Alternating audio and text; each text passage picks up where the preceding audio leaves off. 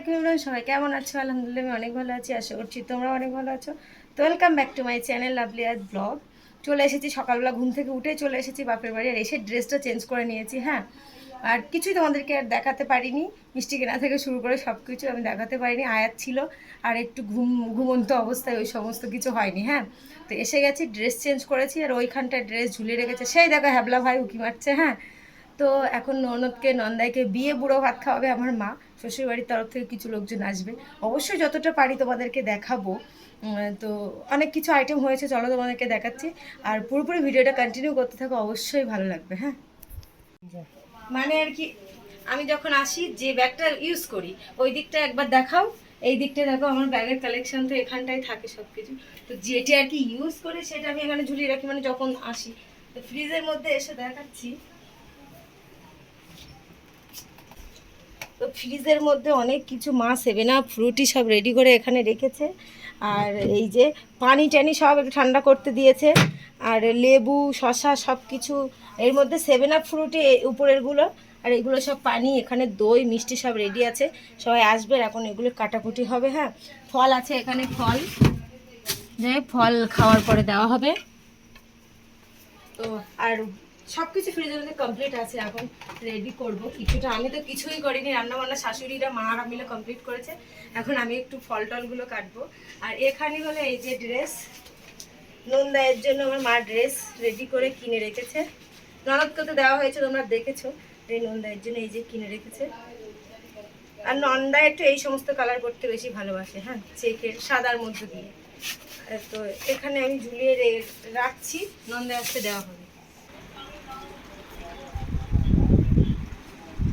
সব কিছু এখনো কমপ্লিট হয়নি, তার মধ্যে দিয়ে এখানে আলু ভাজা আমার কাছে দাও, ঠিকঠাক করে দেখাই। এখানে আসলেই দেওয়া হবে, তাই জন্য নাস্তা কমপ্লিট। মানে নাস্তা মানে এখানে সিমাই আছে আর এখানে মিষ্টি সব রেডি করা। আর আলু ভাজি দেওয়া হবে, আলু ভাজি এখানে অনেক রকমের মাছ ভাজি আছে। হ্যাঁ, আর মানে এই ডাল দেওয়া হবে, ডালের সাথে এই আলু ভাজি আর মাছ ভাজি আর বেগুন দিয়ে মাছ দিয়ে। আর ওদিকে মাংসের যে আইটেমটা ওখানে হচ্ছে, এখনও তৈরি হয়নি। তারপরে দই মিষ্টি সেভেন আপ, আসলেই ফ্রুটি দেওয়া হবে। তো এখানে এই যে, আর এই যে এখানে ভাত রেডি করা আছে, এখানে আরেকটি হাঁড়ি বসবে এখনো। হ্যাঁ, আর এখন দেখো গাইদ আমরা ওরফে মোস্তফা, ওরফে নিশা, ওরফে হচ্ছে তোর নাম কি, আর একটা নাম মুস্কান। মুস্কান এখন সুন্দর করে স্যালাড তৈরি করছে। দেখো ওই পানিতে ধুয়ে ধুয়ে নিচ্ছে। এখানে লেবু কেটে রেখেছে, এখানে শশা, এখানে টক বেগুন কাটবে। তো মুস্কান কিন্তু খুব কাজের একটি মেয়ে, যাক সুন্দর করে কাটছে। হয়তো লাইটের কারণে বেশি দেখাতে পাচ্ছি না। এই যে দেখো সুন্দর করে কেটে নিচ্ছে। হ্যাঁ, তো ফাইনালি যাদের জন্য এত আয়োজন তারা এখন চলেই আসলো, মানে আর কি ভাসুর, দেওর, যা, ওই যে পেছনেরটা দেওর, আর এটি হলো ভাসুর, ওই যে হলো ভাসুরের বউ। আর এখানে হচ্ছে আমার আয়াতকে এসেই কোলে নিয়ে নিল মোস্তাকিন।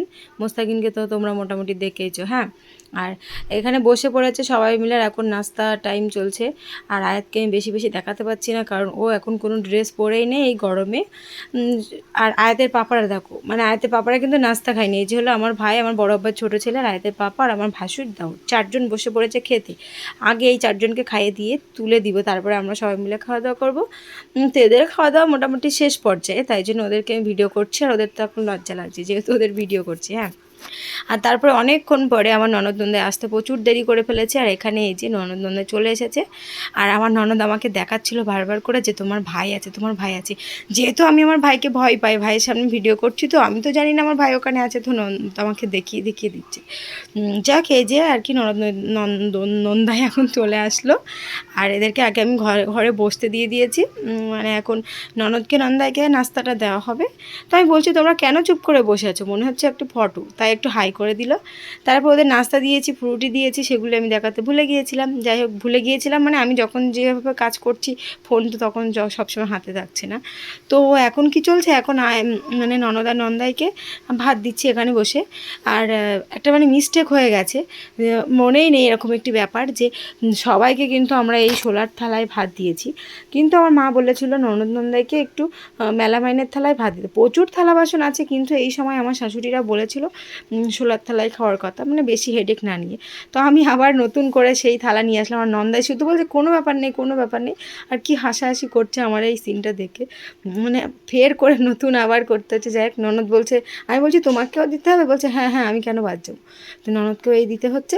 যাই হোক, তাই নিয়ে প্রচণ্ড হাসাহাসি চলছে এখানে। হ্যাঁ, তারপর দেখো মোটামুটি সবার খাওয়া শেষ। এখন আমি, আমার বোন আর আমার দুলাভাই মিলে বসে পড়েছি খেতে, আর আয়াত মাঝখানে বসে আছে। হ্যাঁ, আর এই যে এখন আমরা সুন্দরভাবে খেয়ে নিচ্ছি।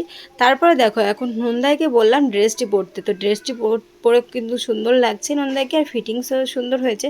বলছে ভাবি শ্যুটটি আর পরলাম না, কারণ ওটি না পরে ড্রেসটি বেশি চোখে পড়ে, তো ঠিক আছে। আর এখন নন্দাই আমাকে বলছে যে চলো ব্লগে বলছে হাই গাইস, চলো এখন খাওয়া দাওয়া ঘুমানো, গরমের মধ্যে সব কমপ্লিট, এখন একটু মাঠের দিকে ঘুরতে যাব, সেরকমটি আর কি নন্দাই বলছে। হ্যাঁ, যাই হোক, আমরা এখন বললাম যে ফল তো কাউকে দিতে মনে নেই, সবাই চলে গেছে, তো ননদ নন্দাইকে একটু দিয়ে দিলাম ফল। হ্যাঁ, সত্যি কোনো কুটুমকে দেওয়া হয়নি, মনেই ছিল না। তো ননদকে আর নন্দাইকে দেওয়া হচ্ছে। আর এই যে সেই মুস্কান দাঁড়িয়ে আছে। তো তারপরে দেখো, নন্দাইয়ের চশমা পড়েছে আমার মেয়ে, আর কি পোজ দিচ্ছে এখানে দাঁড়িয়ে দাঁড়িয়ে। হ্যাঁ, তো এখন যাব আমরা, এখন মাঠের দিকে একটু যাব, তাই জন্য আগে থেকে রেডি হচ্ছি। আমি সুন্দর করে নামাজটি পড়ে নিলাম, যাতে করে আসতে দেরি হলেও কোনো অসুবিধা না হয়। কিন্তু এখন ননদ নন্দাইকে আমি রাস্তা দেখিয়ে নিয়ে যাচ্ছি, যেহেতু বাপের বাড়ি এলাকা, মানে এরকম মনে হয় যে আমি ডন, এরকম একটি মনে হয়। তো এখন যাচ্ছি বাপের বাড়ির মাঠে, বাপেদের মাঠে।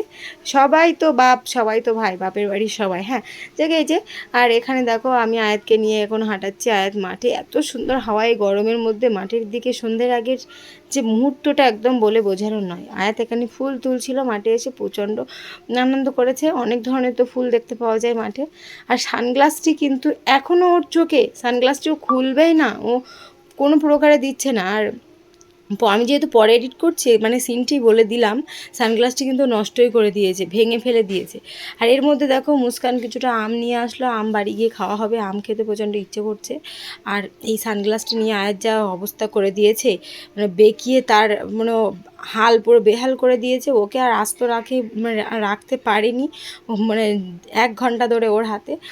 তারপরে দেখো, এখন অল্প মানে আম খেতে এতই ইচ্ছে করছে, আর হিমসাগর আম আমার এত প্রিয়, মানে আর কি আমার ওই ভাইটি কাটছে, ওকে কাটতে কাটতে, মানে ভাই বোন, ভাই বোন দুটোইও, তো কাটতে কাটতে বললাম যতটা হয়েছে আগে দিই। তো আগে আমি এখন মাখিয়ে নিচ্ছি সুন্দর করে, জিরে মরিচের গুঁড়া আর লবণ গুঁড়া, এই লবণ আর জিরে মরিচ এই দুটো জিনিস হলেই আর কিছু লাগবে না। হ্যাঁ, তো সেই দুটি দিয়ে এখন সুন্দর করে মাখিয়ে নিচ্ছি, এখন খাবো।